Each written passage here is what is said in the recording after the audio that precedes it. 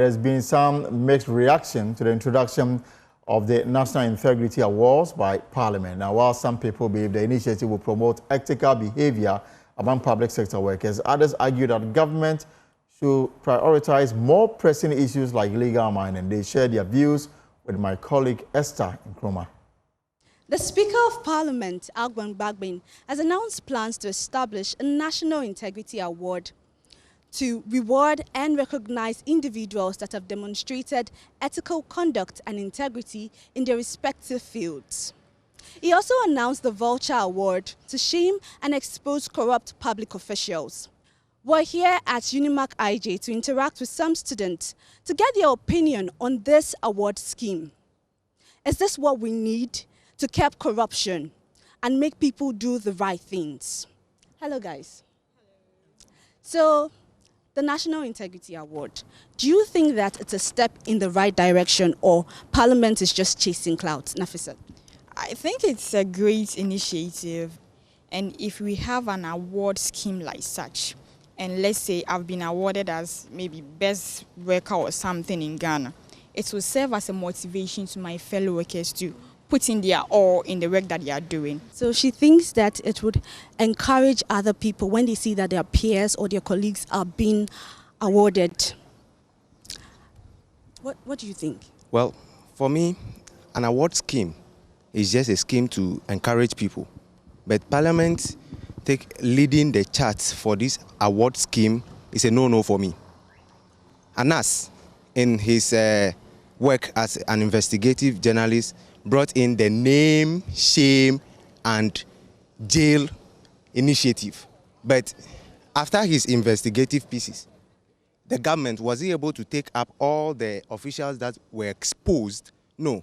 So Parliament now initiating an award scheme means they are just looking for a way to cover up their own corrupt practices. So it's a no-no for me. The Ghanaian coins shouldn't be spent on an award scheme that I don't believe in. You made mention of the Afrobarometer report, and the report shows that a lot of Ghanaians do not believe parliamentarians. They do not trust parliamentarians. And Parliament is now instituting this award scheme to reward Ghanaians, reward public officials for their integrity. We even have cases where you hear that parliamentarians are allegedly bribed before they can carry out some businesses in Parliament. With all this in mind, do you think that Parliament is the right institution? They have the right standing to give awards to people for integrity? Okay, so personally, I think they have the right, but they need the right people to do such initiative. They can give it to independent institutions to carry out these activities because they are not the right institution to give the award. I don't believe in this because it's just more money. Youth need job. That is what they should be working towards. Like, we need better system here for us to live and then live so we won't jack back. But if the money you're supposed to use to do that, because I bet you, if they read the budget and they are telling the amount of money they will spend on just that award, everyone will be shouting. That money can be invested into something else like youth development, youth empowerment and things. It's better because they are being paid and rewarded handsomely for what they are doing. They're being given sitting allowance, while teachers are not being given standing allowance.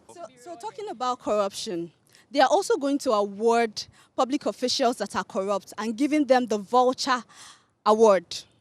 So do you think that